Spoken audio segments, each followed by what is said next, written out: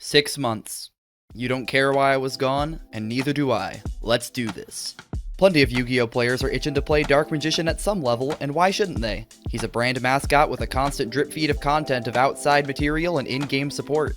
Some decisions were definitely questionable this year, but nonetheless, Dark Magician is a constant alluring force, and those who decide to play in an advanced format-based gaming are often welcomed by mediocre results. Sometimes there's a hit, in terms of cards with individual merit that become highly playable, but the archetype as a whole doesn't see a lot of success, and when it does, it's not for too long. But in another, objectively cooler format, Dark Magician .deck got its time in the spotlight in its purest form yet, just recently, at time of recording, thanks to a critical mass of support and the ability to take advantage of one of the most powerful loops I've ever seen. This is the time Dark Magician was so good it got hit on the ban list. And I met you in the summer. For those uninformed on Rush basics, I'ma make it real quick. I'll also link to a presentation, not made by me one bit, that teaches the finest details, alongside other resources I used to source data for this video.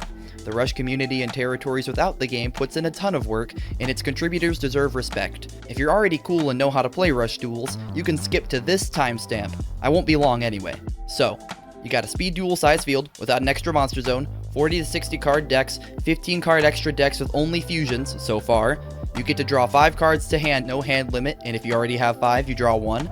There are unlimited normal summons. There's a special class of cards called Legends, which you can play one of each card type in your main deck. There are no chains. There are no effect activations from the graveyard. No continuous spells or traps. Effects are soft once per turn by default. Even the technical hard once per turns are kinda still soft. And no standby phase or main phase 2. There's a bit more to it than that, but that's what you need to understand why these cards function as well as they do. All card names will use their translations provided on Wikipedia to keep things consistent, even if some translations are involved.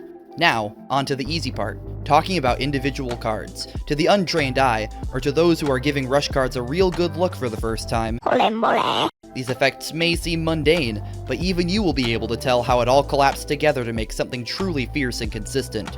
Built in such a way not common to Rush decks at the time, capable of gaining incredibly easy access to an impressive variety of spells, the Dark Magician theme became a cornerstone of what I will be referring to as Loop Spellcaster. I've seen it referred to in a few ways, but today we're going to trust the way YGORG presented it on the very ban list that technically killed the deck. We'll be covering the most common cards played, the core of the deck, because the nature of the loop gave free reign to choose different spells, and you'd better believe folks took advantage of that. I guess the best card to start with is the culprit of so much suffering, Catchwa Choice. It's a normal spell you can activate when your opponent controls a monster, and it mills the top 3 cards of your deck. Then, if you have 3 or fewer monsters in your graveyard, you can add a card from your graveyard to hand. Nice and simple, in the best and the worst ways. Let's think about what this incentivizes, alright? Choice was at 3 during the lifespan of Loop Spellcaster, meaning you could easily access another copy of this card through the mill of the first. Hell, you don't even have to pick the cards you sent. You can get anything from the graveyard while you meet the requirement. Dude. Now you might think this is some sort of OTK tool, or something for late in the grind game, but that's like 1/5 true. A deck using this card as a centerpiece would rely on having as much card advantage as possible for consistent access to multiple copies of choice. Knowing that it's particularly difficult for Rush decks to kill in the early game, you can play to setup and have access to enough cards at once to complete a game-winning loop next time around. Minimum patience, maximum reward. The deck we're talking about today isn't a tier 0 situation. There were a number of decks with the ability to compete with the speed of Loop Spellcaster, funny enough including Blue Eyes, and a decent variety of generics and built-in game plans to floodgate or resist. However, an in-depth discussion of Rush duel metas is not something afforded to me by the current state of Yu-Gi-Oh!, so you're gonna get the basics. I can't run down every deck ever played in the format, sadly, and don't lie to me saying you would watch that.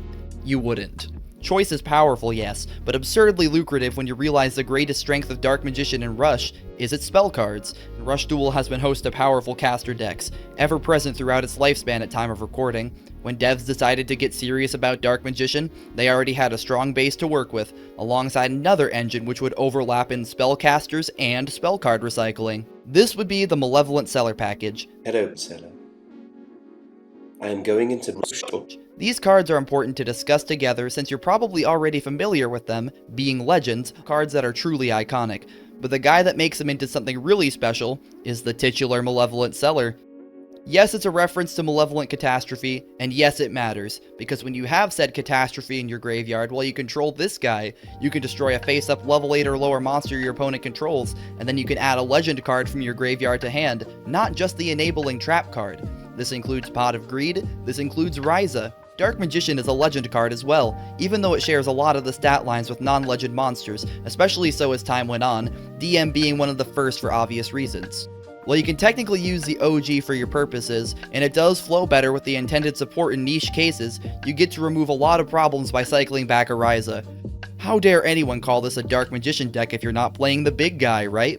Well, for a short period, you technically could. Since it was such a small part of the overall lifespan of the deck, we'll be saving it for near the end. For now, we can move on to the interesting inclusion of Pot of Greed, which has been, well, not the most popular legend spell card, because for a lot of decks, major tempo swings and advantage boosts like Dark Hole or Graceful Charity would serve just fine, but the recyclability provided to Pot of Greed by seller and choice made it a reliable way to resolve spell cards with a more demanding cost, the +1 meaning more here than ever, especially in context to how the draw phase works. I summon Pot of Greed! Now here's where the Dark Magician really comes in, like explicitly so. Although Rush doesn't do the archetype thing by name, cards are released with specifications so blatant that you gotta see what they're meant for. Why tie themselves down to a legend that's stated in concept? What you might be surprised to see though, is the significance of Dark Magician Girl. She enables a lot. Jewel of the Dark Magician is a normal spell that's a monster reborn and or a summon from hand for a dark spellcaster with 2500 attack and or 2000 attack. This means you can get DMG, a 2500 dark spellcaster, or one of each. And yes, I did say Dark Magician Girl specifically, because at this point there is only one dark spellcaster with 2000 attack that can fulfill that requirement. So she's the only one for the job if you want a soul charge. I'm built different. Spell Extraction is a normal spell that sends another card from your spell and trap card zone to the graveyard to draw one, and if you reveal a monster in hand with the same stat line required for Jewel, you get an additional draw. This is wonderful for cleaning up a zone that got clogged, or to get your Malevolent Catastrophe in the graveyard to enable your seller while refreshing your hand and loading more spells into the graveyard that you may recycle with choice. One more way you can get this done is with Spellbook Rejection, no relation. In attempt to avoid loops, which it failed to do since choice, this card requires you have 10 or more cards in the deck, but if you do, you can reveal the top 4 cards and send all dark casters and spell cards to the graveyard. And if you send 4, you can draw 1 card. Sometimes it will fail you if you end up with a Ryza or a Malevolent Catastrophe, but those cases are few, and you can still get value from a couple of sends. The more crazy stuff you try to do with outside resources though, the worse this problem will get. People were even playing Daedalus setups rather than Ryza in some builds, and you could get away with a lot. But we never got too far into the territory of playing without even considering this card. Win the gazillion-dollar jackpot. There's a whole lot more spell cards we're saving for the lightning round, which are still key to the deck, but won't require nearly as long to talk about. Besides, it's time we take a look at the cards we're summoning besides Ryza, Seller, and DMG, right? What could be so good that we special it instead of our beloved Dark Magician? Well, Obsidian Magical Soldier is a level 7 dark spellcaster with 2500 attack and 1400 defense, with a continuous effect to gain attack equal to the number of spell cards in your graveyard times 100, gaining 500 additional attack while there are 5 or more spells in graveyard. This is the big guy. This is the payoff for building for millions of spell cards in the DM stat line. This guy could clear Obelisk on the regular, you know, if Rush had bad cards, but it does plenty fine here. This guy not only gets buffed, but stays buffed, since your opponent doesn't typically have much control over how many spells you have in your graveyard, and the cards you use to bring him out boost the points even further.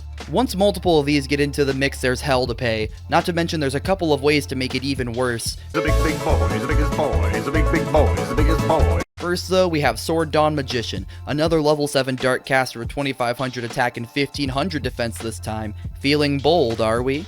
But it summons itself from the hand if your opponent has more level 7 monsters on your field than you control monsters in total, and while there are 6 or more spells in your graveyard, it cannot be destroyed by card effects. It's not as significant as the other, but strong enough to be worth playing alongside Obsidian. The next card is significantly stronger, but it was only technically legal to play in this form of the deck for about a week or two, but it really pushed the limits. It feels longer to me since I'm an online simulator frog, but it gave me a chance to really get a look at what this bastard can do. Dark Executor Warlock is another level 7 2500 Dark Caster with 2100 defense, an exact match for Dark Magician this time, since it's a retrain of an alternate form Dark Magician had in advanced format, which makes sense because his name can become Dark Magician on field. All you have to do is mill a card, but then you can shuffle a whole 10 spell cards, wonder how they got there, and if you do, you can destroy a level 8 or lower monster your opponent controls just like Seller. The ability to put back your spells on a guy that doesn't interrupt your engine whatsoever gives the deck absurd grind game. Put back the cards that shuffle your stuff. Put back the very cards you likely used to summon it in the first place. Fortnite Infinite XP moment, and your opponent loses a guy along the way. How nice. That's the bare essentials to the deck, the cards that really need a rundown. Everything else you want to look at playing are cards you'll understand the merit of almost immediately. A better trade-in for level 7s. Shuffle 3 casters to deck to draw 1 card. Methods to cheat out level 7s with high attack out of the hand or through the top 3 cards of your deck. Equip spells to protect you from destruction and to give piercing to your massive obsidians. Ways to flip your opponent's floodgates face down. Spell trap removal that draws you cards on the way. High tier good stuff, and the makings of one of the coolest rush decks I've ever played, despite how oppressive it was, and lopsided. This was my tier limits. The ban list for January 1st, 2024, announced in December of 2023, was correct to take this from us though, limiting both Choice and Magical Lance Grace Spear, the one that gives piercing. I don't really see much point in the equip limit, but the absence of 3 choice means that Dark Spellcasters will have to do fundamentally different things to rebuild the deck, still possessing their major playmakers from earlier, but without access to the loop that afforded them so much extra consistency, the one that they could use better than any other deck. I don't know yet if I'll be a big fan of what comes next, but I have yet to see. I might get suckered into playing the vanilla as my legend yet. It's been too long though, and I'm glad to be back making videos. Let's hope the next one doesn't take nearly as long.